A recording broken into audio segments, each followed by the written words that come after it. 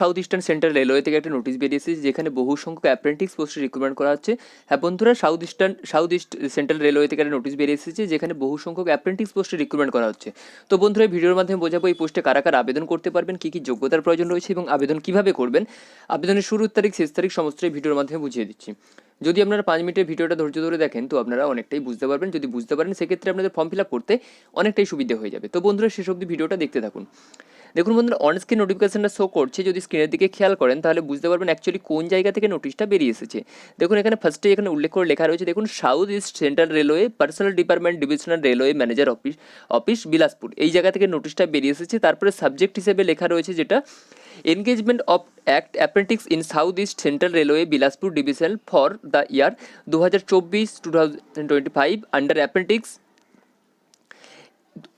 South east central রেলওয়ের Bilaspur division থেকে নোটিশটা বেরিয়ে এসেছে। 2024 এবং 2025-এ অ্যাপ্রেন্টিস পোস্টে শুধুমাত্র রিক্রুটমেন্ট করা হচ্ছে এবং এখানে আবেদন করতে পারবেন কোন ওয়েবসাইট থেকে সেটাও এখানে উল্লেখ করে লেখা রয়েছে। এখানে আবেদন করতে গেলে এবং আবেদন কত তারিখ থেকে কোন তারিখ অবধি আবেদনটা হচ্ছে সেটাও এখানে উল্লেখ করে লেখা রয়েছে। আবেদন করতে পারবেন এই ওয়েবসাইটে www.apprenticeindia.government.in, এই ওয়েবসাইটে আবেদন করতে পারবেন। আবেদন শুরু হয়েছে 12/3/2024 তারিখ থেকে, আবেদন করতে পারবেন 12/4/2024 তারিখ পর্যন্ত। যদি আপনার কোয়ালিফিকেশনের সাথে ম্যাচ করে আবেদন শুরু হচ্ছে 12/3/2024 তারিখ থেকে, আবেদনের শেষ তারিখ হচ্ছে 12/4/2024 তারিখের মধ্যে।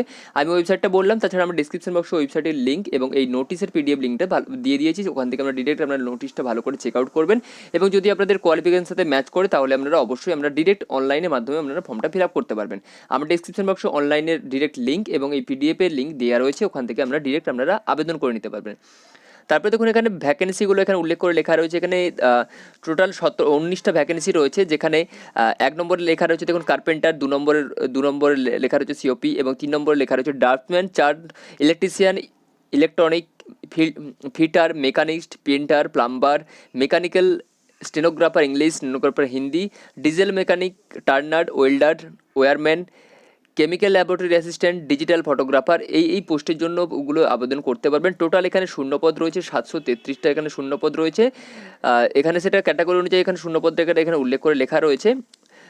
296টা ক্যাটাগরি এবং 74টা, 197টা, এভাবে আপনারা এসসি, এসটি বা ওবিসি, এক্স সার্ভিসম্যান, পিডব্লিউডিদের আপনারা ক্যাটাগরি অনুযায়ী আপনারা সংরক্ষণ আসন আপনারা পেয়ে যাবেন। টোটাল এখানে শূন্যপদ বলতে যেটা বলা রয়েছে সেটা হচ্ছে 733টা এখানে শূন্যপদ রয়েছে, যেখানে কার্পেন্টার এবং এখানে উল্লেখ করে লেখা রয়েছে দেখুন কার্পেন্টারের টোটাল শূন্যপদ রয়েছে 38টা এবং ড্রাফটসম্যানের শূন্যপদ রয়েছে 10টা এবং সিওপিতে রয়েছে 75টা ডিভিশনের জন্য 100টা এবং ইলেকট্রিশিয়ানের ক্ষেত্রে শূন্যপদ রয়েছে 137টা, ফিটারের জন্য শূন্যপদ রয়েছে 187টা, ইলেকট্রনিক মেকানিকের জন্য রয়েছে 5টা, মেকানিস্টের জন্য রয়েছে 4টে, তারপর রয়েছে পেন্টারের জন্য রয়েছে 42টা,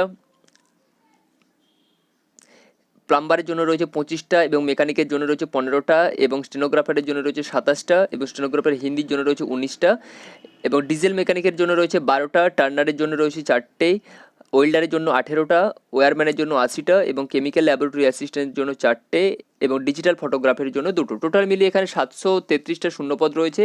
এখানে আমরা ক্যাটাগরি অনুযায়ী আপনারা শূন্যপদ পেয়ে যাবেন। আপনারা এসসি, এসটি বা ওবিসি যদি ক্যান্ডিডেট হয়ে থাকেন সেই ক্ষেত্রে আপনারা শূন্যপদে আসনের সংরক্ষণ আসন আপনারা পাবেন।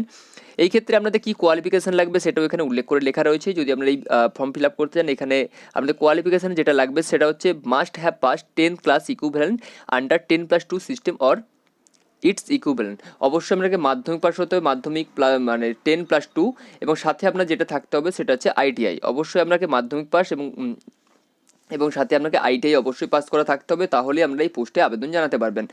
এই ক্ষেত্রে আপনাদের বয়সটা কি বলা রয়েছে, এখানে বয়সটা বলা রয়েছে শুধুমাত্র 15 বছরের মধ্যে, 15 বছর থেকে এবং 24 বছরের মধ্যে যদি আপনার বয়স হয়ে থাকে তাহলেই আপনারা আবেদন করতে পারবেন।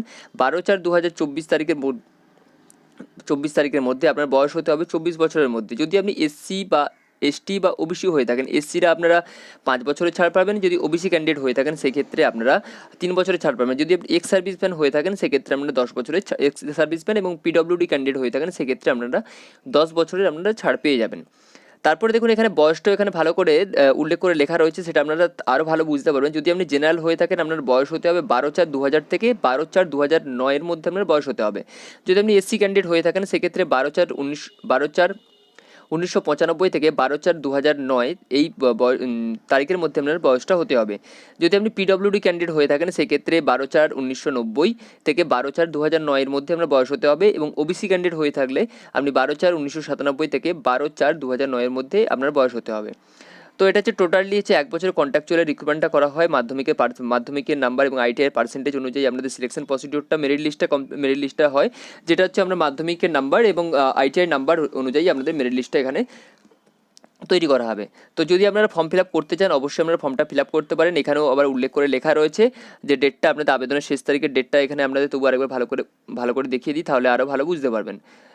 এখানে আবেদনের শেষ তারিখ হচ্ছে 12/4/2024, 12/4/2024 তারিখের মধ্যে আপনাদের আবেদনটা কমপ্লিট করতে হবে ডিরেক্ট অনলাইনের মাধ্যমে। অনলাইনের আবেদনের লিঙ্ক তো আমি বলেই দিয়েছি যে আমার ডিসক্রিপশন বক্সে আবেদনের লিঙ্ক দেওয়া রয়েছে। তাছাড়া আমি আবারও বলে দিই, https://apprenticeindia.org এই ওয়েবসাইটে গেলেও আপনারা আপনারা আবেদন করতে পারবেন। আবেদনের শেষ তারিখ হচ্ছে 12/4/2024 তারিখ থেকে 12/4/2024 তারিখের মধ্যে আবেদনটা কমপ্লিট করতে হবে। আবেদন শুরু হয়েছে 12/3/2024 তারিখ থেকে, আবেদনটা অলরেডি স্টার্ট হয়ে গেছে। আপনারা 12/4/2024 মধ্যে আপনারা আবেদনটা করতে পারবেন। তো বন্ধুরা এই ছিল ইনফরমেশন ভিডিও। যদি আপনাদের প্রয়োজন হয় আপনারা অবশ্যই ফর্মটা ফিল আপ করতে পারেন। তো বন্ধুরা আমি বারবারই বলি আপনারা অনেক অভিজ্ঞ এবং আপনারা অনেক জানেন বুঝেন। তো বন্ধুরা শেষে একটা কথাই বলতে চাই, আমার ইনফরমেশন ভিডিও দেখে যদি আপনাদের একটু কাজে আসে বা একটু উপকারে আসে, পরবর্তী ভিডিও পাওয়ার জন্য আমার চ্যানেলকে সাবস্ক্রাইব করুন, লাইক করুন এবং শেয়ার করুন। সাথে থাকুন, পাশে থাকুন। নমস্কার।